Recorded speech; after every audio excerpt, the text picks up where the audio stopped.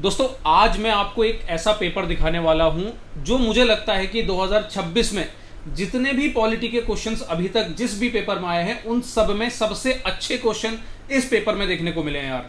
मतलब ये पूरा का पूरा एक चांसेस है कि हम यहां से कुछ अच्छे कॉन्सेप्ट पॉलिटी के लिए निकाल सकते हैं जो आपके पेपर में आ सकते हैं।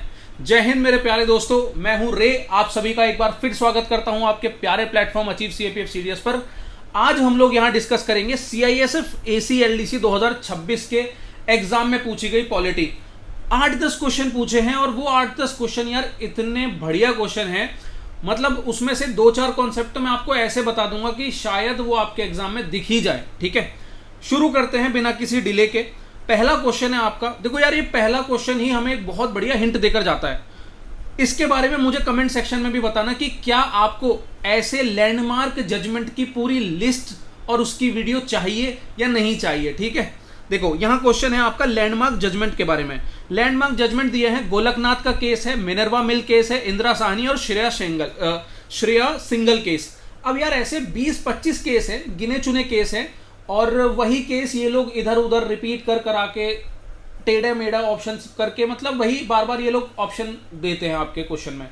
तो इस बार इन्होंने इनको मैचिंग के लिए दे दिया। ठीक है, अब यहां पर मैं आपको बताऊं एक एक करके बताता हूं यार। कुछ केस तो आपको पता है, आपको उन चीज़ों का आइडिया है। मैं जैसे कि देखो सबसे आसान केस जिसकी बात करें, जो आप हर बच्चे को पता होना चाहिए, इंदिरा साहनी केस। आपको पता है ये मंडल कमीशन रिपोर्ट पर बेस्ड केस है, जहां पर ओबीसी के लिए रिजर्वेशन और आपके फंडामेंटल राइट के 16th आर्टिकल के क्लॉज 4 को ऐड किया गया था। तो यही आपका इंदिरा साहनी का केस रिलेट होता है। ठीक है, ये आपका केस रिलेट होता है। उसके बाद श्रेया सिंगल केस वो केस है जो आप में से बहुत बच्चों को नहीं पता होगा, क्योंकि ये तो आपने कभी पढ़ा ही नहीं। कहीं गोलकनाथ और मिनर्वा मेल तो डीपीएसपी में कहीं देख लिया होगा, पर श्रेया सिंगल केस ऐसा केस है दोस्त, ये आपके सीडीएस पेपर में 2022 का पेपर था जिसमें श्रेया सिंगल पर एक क्वेश्चन आया था। और क्योंकि वही है कि इनका तो यूपीएससी का हमेशा वहां से उठाएंगे यहां डाल देंगे, यहां से उठाएंगे किसी दूसरे पेपर में डाल देंगे। तो श्रेया सिंगल केस आपका सर आपके section 66A IT act section 66A 2000 के ऊपर बेस्ड था, जहां पर जो लोग आईटी का इस्तेमाल करके सोशल मीडिया पर पोस्ट करते हैं उनकी गिरफ्तारी को लेकर ये केस आया था। ठीक है, उसको अनकॉन्स्टिट्यूशनल डिक्लेयर किया गया था, तो उस पर बेस्ड था ये श्रेया सिंगल का केस। तो यहां पर डी का हमारा 1 होता है। ठीक है, और उसके बाद आपकी बात करें यहां पर गोलकनाथ केस और मिनर्वा मिल्स केस की, तो सर इसकी ना पूरी लिस्ट यहां पर ये जो 4 ऑप्शन आए हैं मैंने यहां पर आपको दी हुई है कि गोलकनाथ केस में क्या चीजें मेंशन है, मिनर्वा मेल्स में क्या है, इंदिरा साहनी केस में क्या है, श्रेया सिंगल केस में क्या है। एक एक करके आपको थोड़ी थोड़ी चीजें बता देता हूं मैं। जैसे कि गोलकनाथ केस में आप देखोगे यहां पर जो अमेंडमेंट पावर है आर्टिकल 368 के अंदर, पार्लियामेंट को 368 के अंदर अमेंडमेंट पावर दी हुई थी। अब उस अमेंडमेंट पावर का पार्लियामेंट गलत तरीके से इस्तेमाल करके फंडामेंटल राइट्स तक को उसको अमेंड कर रही थी, जबकि हमारी जो सुप्रीम कोर्ट है उसने क्लियरली मेंशन किया है कि fundamental rights are the basic structure of the constitution, और बेसिक स्ट्रक्चर को आप हिला नहीं सकते हो, चाहे आप आर्टिकल 368 ले आओ या फिर इससे भी कोई बड़ी पावरफुल चीज ले आओ।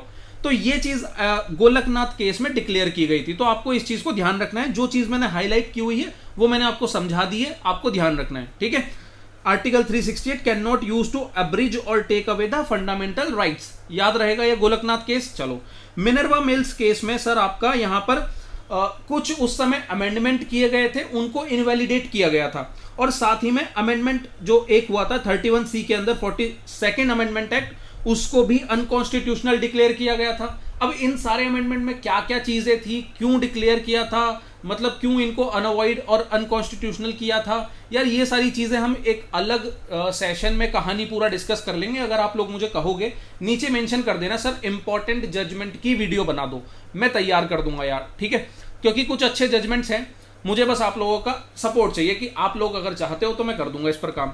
उसके बाद आपका इंदिरा साहनी केस मंडल केस से रिलेटेड है, आपको पता है ओबीसी से रिलेटेड है। श्रेया सिंगल का केस मैंने आपको बता दिया, सेक्शन 66A आपका एक्ट 2000 में जो आया था आईटी एक्ट, उसके ऊपर बेस्ड है।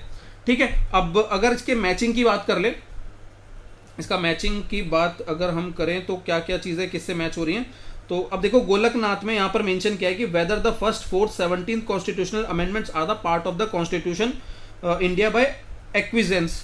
तो ए का सर थर्ड होता है, बी का आपका ऑप्शन होगा, बी का 4 होगा, मिनर्वा मिल्स केस में 46 अमेंडमेंट को अनकॉन्स्टिट्यूशनल डिक्लेयर किया था, बी का 4 होगा, ए का 3 होगा। ठीक है, आंसर हमारा सी ऑप्शन आ जाएगा, ए का 3, बी का 4, सी का 2, डी का 1।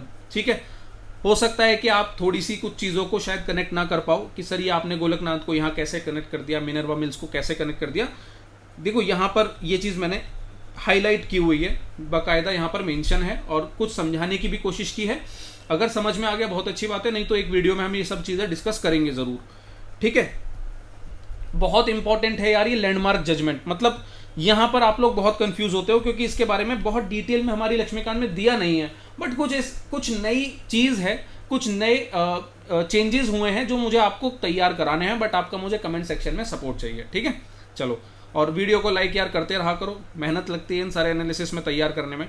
अब देखो यहाँ पर फंडामेंटल राइट के ऊपर क्वेश्चन आया, राइट टू प्राइवेसी। अपनी जहां पर भी आप इंपॉर्टेंट टॉपिक्स लिख रहे हो ना, वहां पर उस लिस्ट में राइट टू प्राइवेसी लिख देना। राइट टू प्राइवेसी में चेंजेस हर साल कुछ ना कुछ होते रहते हैं, इस साल भी हुए हैं, और राइट टू प्राइवेसी पर क्वेश्चंस पूछे जा रहे हैं यार। आर्टिकल 21, ठीक है, यहां पर क्वेश्चन अच्छे खासे पूछे जा रहे हैं। अब आपको मैं दिखाऊं यहां पर राइट टू प्राइवेसी जो फंडामेंटल राइट है वो, और साथ में लैंडमार्क जजमेंट, दोनों को इन्होंने मिक्स कर दिया। कैसे? राइट टू प्राइवेसी आपका, अब वो जो पार्ट है आर्टिकल 21 का राइट टू प्राइवेसी, वो कौन से लैंडमार्क जजमेंट के थ्रू ऐड हुआ था। अब यहां पर भी जजमेंट की बात आ गई, तो फिर से भाई आपको पता होना चाहिए कि वो जजमेंट कौन सा है। तो सेकंड ऑप्शन में आप देखोगे, Supreme Court of India in the Puttaswamy judgment of 2017 recognised privacy as a fundamental right. इसीलिए कह रहा हूं कि लैंडमार्क जजमेंट सारे पता कर लो। गोलकनाथ का केस है, क्योतो होलोहान केस है, आपका श्रेया सिंगल का केस है, और एक आपका सीडीएस में जो क्वेश्चन आया था विशाखा गाइडलाइंस वाला जो केस है, ऐसे बहुत सारे केसेस हैं। ठीक है, ये आपको तैयार करना है। तो सेकंड स्टेटमेंट बिल्कुल सही है, राइट टू प्राइवेसी आपका पुट्टुस्वामी जजमेंट के थ्रू आया था, ये बिल्कुल सही है। ठीक है, सेकंड हमारा सही है। अब देखो यहां पर यूपीएससी की चाल देखो, अगर आपने हल्की सी भी अपनी नजर हटाई ना तो दुर्घटना तुरंत घटनी है। इसने पूछा क्या है, देखो नॉट करेक्ट पूछा है, नॉट करेक्ट। अगर मैंने यहां पर ध्यान नहीं दिया होता तो मैं सेकंड को करके यहां पर ये आंसर करके चला आता, मतलब या तो ये या फिर ए ऑप्शन, बट 2 तो मतलब नॉट करेक्ट पूछा है, तो नॉट करेक्ट में भाई 2 तो एलिमिनेट हो जाएगा क्योंकि 2 तो सही है, तो आंसर या तो सी होगा या डी होगा। तो अब मुझे 3 और 1 और 3 में चेक करना है कि सही आंसर क्या है। 3 ऑप्शन पर आ जाओ। 3 ऑप्शन क्या कह रहा है कि प्राइवेसी का जो इशू है ओवरराइड कर सकता है हमारे नेशनल सिक्योरिटी के कंसर्न को। सोच के देखो यार, कौन सी सरकार इतनी बेवकूफ होगी, या फिर कौन सा देश ऐसी चीज को रखेगा कि मतलब आपकी प्राइवेसी ज्यादा जरूरी है, देश की सुरक्षा उतनी जरूरी नहीं है। सोच के देखो कि क्या ज्यादा मैटर करता है, देश की सुरक्षा या आपकी प्राइवेसी। अरे भाई, हमारी जान से भी ज्यादा देश पहले है, समझे। तो प्राइवेसी तो चलो दूर की बात है, तो देश ऊपर होगा। और ये चीज हमेशा याद रखना कि चाहे वो फंडामेंटल राइट हो, चाहे वो कोई सा भी कॉन्स्टिट्यूशनल राइट हो, वो कभी भी एब्सोल्यूट नहीं हो सकता। कि मतलब अगर वो लिख दिया तो ऐसा नहीं कि मतलब वो होकर ही रहेगा भाई, उसके आसपास भी कुछ रीजनेबल रिस्ट्रिक्शंस होते हैं। ऐसा ना हो कि आपका राइट दूसरे का राइट का हनन कर दे। ठीक है, तो यहां पर भी कुछ रीजनेबल रिस्ट्रिक्शंस देखने को मिलते हैं। तो जो थर्ड स्टेटमेंट में कह रहा है कि नेशनल सिक्योरिटी से भी ज्यादा जरूरी है आपकी प्राइवेसी, ये गलत है। ओवरराइड नहीं किया जा सकता आपकी प्राइवेसी को नेशनल सिक्योरिटी से। तो तीसरा गलत है, तो थर्ड तो हमारा होने वाला है। देखो सी में भी थर्ड था, डी में भी थर्ड था, तो ये तो वैसे भी ऑप्शन में था। ठीक है, तो हमें 1 को चेक करना है। अब यार यहां बहुत अच्छी चीज सीखना ध्यान से, यूपीएससी ना लैंग्वेज पे खेलती है। अभी एक और क्वेश्चन दिखाऊंगा, 2-3 जगह ना यूपीएससी ने इस पेपर में हमें सिखाया है कि आपको लैंग्वेज को कैसे ध्यान देना है। अब देखो स्टेटमेंट 1 कह रहा है, constitution of India does not explicitly mention privacy as a fundamental right. अब आप देखोगे एक साधारण बच्चा जो सिर्फ ऊपर से पढ़ता है, ज्यादा ध्यान नहीं देता है, वो देखेगा और कहेगा यार राइट टू प्राइवेसी तो फंडामेंटल राइट का पार्ट है, कॉन्स्टिट्यूशन में दिया हुआ है, लिखा हुआ है आर्टिकल 21 में, देख लो ये लिखा हुआ राइट टू प्राइवेसी आर्टिकल 21 का पार्ट है। पर यहां पर फोकस किस पर करना है, कीवर्ड क्या है, देखो ये एक्सप्लिसिटली। यहां यूपीएससी लिख रही है कि कॉन्स्टिट्यूशन इंडिया में एक्सप्लिसिटली मेंशन नहीं किया है फंडामेंटल राइट को, और ये बिल्कुल सही बात है। एक्सप्लिसिटली कहने का मतलब है जब कॉन्स्टिट्यूशन को बनाया गया था, जब ओरिजिनेट किया गया था, क्या उसी समय से जो आपका प्राइवेसी है क्या तभी से कंसर्न था, तभी से मेंशन था? नहीं यार, सुप्रीम कोर्ट ने पुट्टुस्वामी केस में जाकर प्राइवेसी को ऐड किया है, तो ये तो सुप्रीम कोर्ट का इंटरप्रिटेशन है, ना कि ये एक्सप्लिसिटली गिवन था। तो यही यहां पर स्टेटमेंट में कह रहा है कि ये एक्सप्लिसिटली मेंशन नहीं था, जो कि बिल्कुल सही है। तो भाई पहला सही है, सेकंड सही है, थर्ड गलत है, इसीलिए इसका आंसर हमारा 3 ओनली होगा। समझ में आ रहा है? मुझे ऐसा लगता है कि यार सीआईएसएफ का जो पेपर हुआ है इस बार, इसमें जो पॉलिटी पूछी हुई है बहुत शानदार। आप नोटिस करोगे हर पेपर में ना कुछ कुछ सेक्शन बड़े ही मैं कहता हूं कि सीखने वाले हैं। जैसे ज्योग्राफी सीडीएस में बहुत अच्छी पूछी है यार, आपको सीखना चाहिए वहां से। पॉलिटी आपकी सीआईएसएफ में बहुत अच्छी पूछी है, आपको सीखना चाहिए यहां से। ठीक है, ये समझ में आया।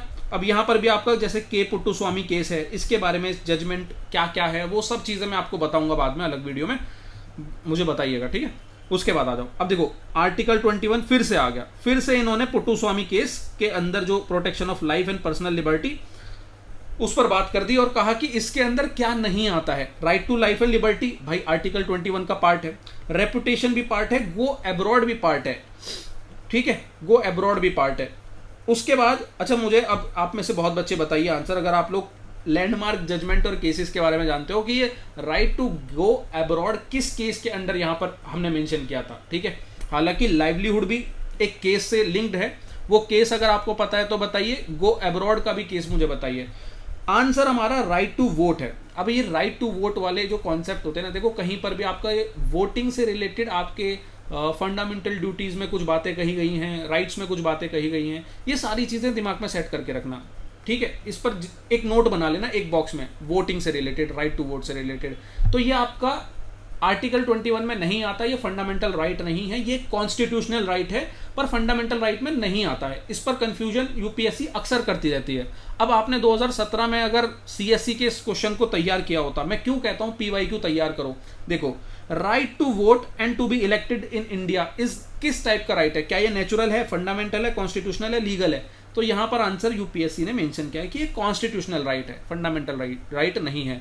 तो इसीलिए यहां पर ये हमारा कट जाता है, राइट टू वोट एलिमिनेट हो जाता है। ठीक है, ये क्लियर है? यहां तक याद रखना इस चीज को कि कॉन्स्टिट्यूशनल राइट है, फंडामेंटल। ठीक है, उसके बाद यहां पर लाइवलीहुड दिया हुआ है, फ्री लीगल एड है, ट्रैवल अब्रॉड है, इंफॉर्मेशन, रेपुटेशन, स्लीप, मतलब काफी सारे राइट्स हैं, ध्यान रखना। मतलब यूपीएससी का पर्पस ये नहीं है कि यार आपको यहां पर ये सारे के सारे राइट रटने को वो कह रही है कि तुमसे आके सारे राइट रटो, नहीं। राइट टू वोट अपने आप में एक ऐसा कंफ्यूजन क्रिएट करने वाला पॉइंट है, वो बस इतना चाहती है कि तुम्हें ये राइट टू वोट का पता होना चाहिए। ठीक, चलो अब यार ये वाला पॉइंट भी ध्यान दो। देखो ये भी बहुत मतलब मुझे काफी अच्छा लगा कि इन्होंने इस पर क्वेश्चन पूछा, डिलिमिटेशन कमीशन। अच्छा कॉन्सेप्ट है, सीएससी और सीएपीएफ के लायक क्वेश्चन बनेगा इस पर। ठीक है, आ जाओ क्वेश्चन क्या कह रहा है। डिलिमिटेशन कमीशन पर क्वेश्चन है, 3 ऑप्शन दिए हुए हैं। पहला कह रहा है कि इसका आर्टिकल बता दो कि आर्टिकल 82, 82 और 170 में क्या डिलिमिटेशन के बारे में बातचीत है।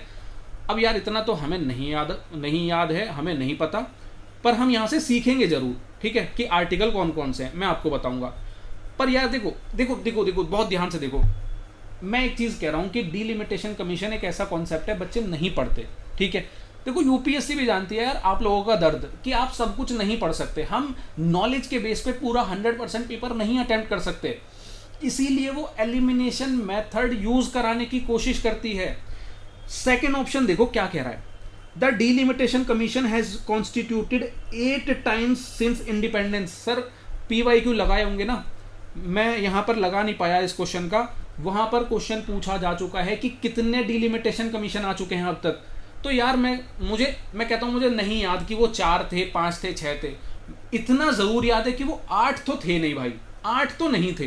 तो सेकंड को हटा दो, सेकंड हटाया, इधर से हटा सेकंड, इधर से हटा सेकंड, इधर से हटा सेकंड, आंसर हो गया 1 ओनली। पहुंच गया मैं आंसर पे या नहीं पहुंचा?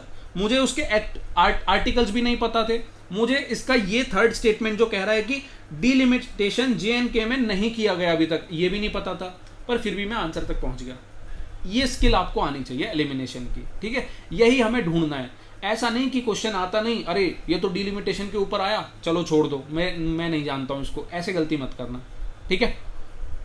थर्ड भी ध्यान रखना, थर्ड भी गलत है, JNK में भी डिलिमिटेशन हो चुका है, तो 1 only is the correct answer. अब यार इसका चैप्टर है हमारी लक्ष्मीकांत में, डिलिमिटेशन कमीशन ऑफ इंडिया, जाकर बढ़िया करके तैयार कर लो, पुरानी बुक्स में है नहीं, नई बुक्स में है।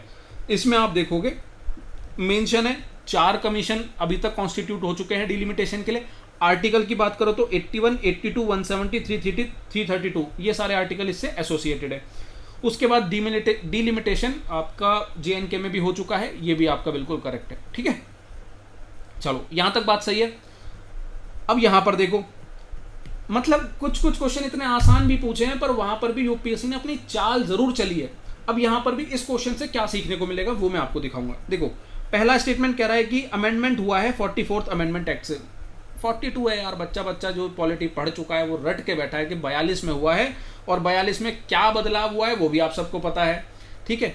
फिर कह रहा है कि जो टर्म रिपब्लिक है, रिपब्लिक प्रियम्बल में जो कही गई है वो बात करता है head of the state is elected, और हेरिडेटरी मोनार्क नहीं है, मतलब वो इलेक्टेड है, वो हेरिडेटरी बेसिस पे नहीं हुआ है सिलेक्शन, उसका इलेक्टेड है, इसीलिए इसको रिपब्लिक बोल रहे हैं, ठीक है, बिल्कुल सही है। सेकंड भी हमारा बिल्कुल सही है। अच्छा फर्स्ट तो गलत है क्योंकि यहाँ 42 होगा ना कि 42, ठीक है।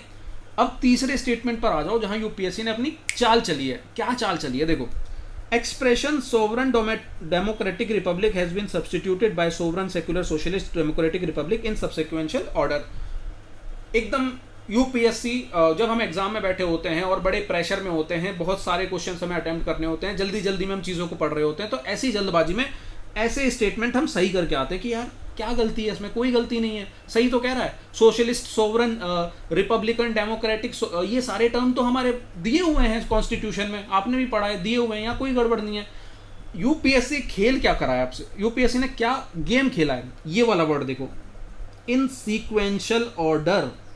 यूपीएससी कह रही है कि भाई तुझे सिर्फ इतना नहीं पता होना चाहिए कि वहां sovereign, socialist, secular, democratic, Republic लिखा हो, तुझे ये भी पता होना चाहिए कि क्या वो एक सीक्वेंस सही है, क्या यही सीक्वेंस है।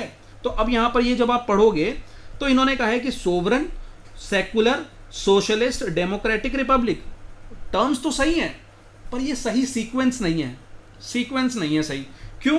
क्योंकि सोवरन के बाद आता है सोशलिस्ट, और सोशलिस्ट के बाद आता है सेकुलर, और फिर आता है डेमोक्रेटिक, और फिर आता है रिपब्लिक।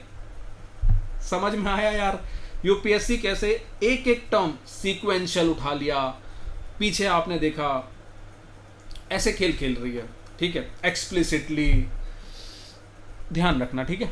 तो ये तीसरा भी हमारा गलत होता है। उसके बाद तीसरा भी गलत है, 1 भी गलत है, आंसर होगा 2 ओनली। अब देखो यहाँ पर भी एलिमिनेशन मेथड लगाया जा सकता है, जैसे आप अगर ये कहो कि सर नहीं तीसरा तो सही है, तो यहाँ पर एलिमिनेशन भी जब लगाओगे ना, फर्स्ट तो भाई बिल्कुल मतलब एक्सप्लिसिट है कि ये गलत होगा ही होगा, 44 तो होगा नहीं, 42 होगा, तो 1 हटा दो, 1 हटा दो, 1 हटा दो, सेकंड आंसर आ गया, ठीक है। चलो प्रियम्बल, ये मतलब प्रियम्बल का चैप्टर है, इसमें मैं दिखा भी दूंगा पर ये दिखाने वाली चीज़ है नहीं, सब कुछ दिया ही हुआ है प्रियम्बल वाले चैप्टर में। उसके बाद आ जाओ आपके शेड्यूल पर। अब शेड्यूल से पूछा हुआ है, शेड्यूल के क्वेश्चन आ रहे हैं, शेड्यूल आ रहा है, आपका लिस्ट आ रही है, बहुत ज़्यादा लिस्ट के क्वेश्चंस आ रहे हैं, तैयार कर लेना। बोरोइंग पूछ रहा है कि कहाँ से क्या उठाया है, ये छोटी मोटी चीज़ें हैं जो मतलब मिस मत कर देना तुम लोग ना। आ जाओ, 4th पूछ रहा है, 6th पूछ रहा है, 7th पूछ रहा है, 10th पूछ रहा है। सिंपल सा पता है आपको, 10th मतलब disqualification on the ground of defection. अब ये 10th तो भाई थोड़ा सा फेमस हो गया है चड्डा जी की वजह से, तो इस पर भी ध्यान रखना, और एंटी डिफेक्शन लॉ, ये सब चीज़ें तैयार करके रखना, ठीक है। डी हमारा 1 से कनेक्टेड है। 7th में लिस्ट है। अब देखो लिस्ट इन्होंने नहीं पूछी तो यहाँ पर शेड्यूल में पूछ ली, तो 7th में आपकी लिस्ट आ जाती है, यूनियन, स्टेट और कंकरेंट।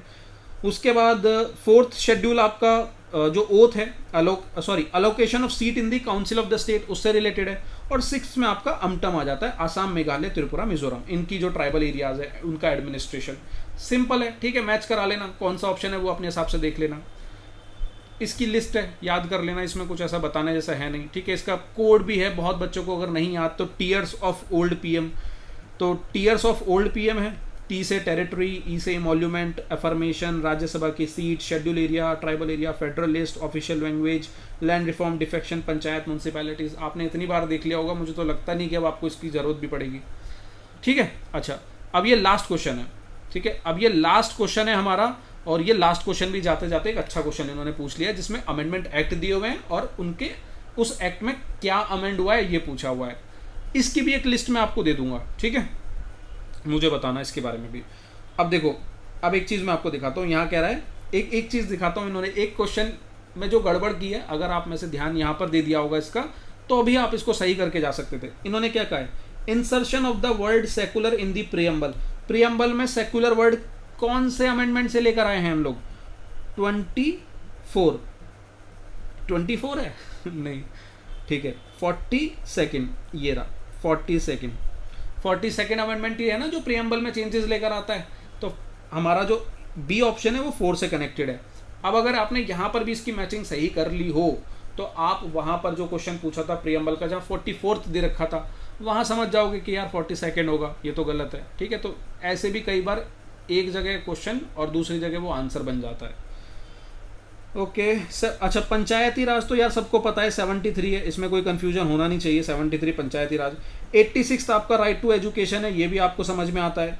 उसके बाद 24 आपका power of parliament to amend any part of the constitution India. मतलब मुझे लगता है कि अगर इसमें कोई कंफ्यूजन होगा तो वो आपको 24 में ही होगा। तो अब ध्यान रखना, 24 में पावर दी गई थी पूरा अमेंड करने की, ठीक है, पावर दी गई थी पार्लियामेंट को अमेंड करने की कॉन्स्टिट्यूशन ऑफ इंडिया को। ये इसकी मैचिंग है, जो सही ऑप्शन होगा आप उसे यहाँ पर अटेम्प्ट कर लीजिएगा। तो दोस्त, ये पूरा पॉलिटी का एनालिसिस है। आपने देखा यार, एक एक क्वेश्चन यहाँ पर बड़ा शानदार क्वेश्चन है, मुझे तो बहुत अच्छे लगे इसके क्वेश्चन। जैसे प्रियम्बल में इन्होंने यहाँ पर सीक्वेंशियल ऑर्डर में फंसा दिया, ये एक अच्छा ट्रैप था। फिर डिलिमिटेशन कमीशन अपने आप में ये सिखाता है कि ये पढ़ के जाना, डिलिमिटेशन कमीशन अच्छा क्वेश्चन है। एलिमिनेशन ट्रिक हमने वहाँ पर सीखी। यहाँ इस क्वेश्चन में मुझे राइट टू वोट के बारे में पता चला। यहाँ मुझे ये पुट्टुस्वामी केस तो मुझे पता ही था, पर ये एक्सप्लिसिटली टर्म, इस पर मैंने थोड़ा सा ध्यान दिया तो मुझे समझ में आया। यहाँ से मुझे लैंडमार्क जजमेंट की एक जो थीम है वो पकड़ में आई कि यार इसको मैं तैयार कर लूँगा। तो यार ये है पूरा एनालिसिस, और मेहनत तो लगती है भाई, बट पता नहीं शायद आप इस मेहनत को देख पाते हो या नहीं देख पाते हो। तो थोड़ा सा शेयर कर दिया करो दोस्तों को, लाइक कर लिया करो वीडियो को, और कहीं भी मज़ा आए तो एक कमेंट ही डाल दिया करो कि सर मज़ा आया, अच्छा लगा, ऐसे एनालिसिस लाते रहो, तो फिर यार थोड़ा जोश बना रहता है, मज़ा आता है, ठीक है। तो ये आपकी जिम्मेदारी है, और बाकी बढ़िया से बढ़िया एनालिसिस कैसे उससे सीखना है, क्या करना है, ये मेरी जिम्मेदारी है। ध्यान रखिए, मुस्कुराते रहिए, पढ़ते रहिए। जय हिंद।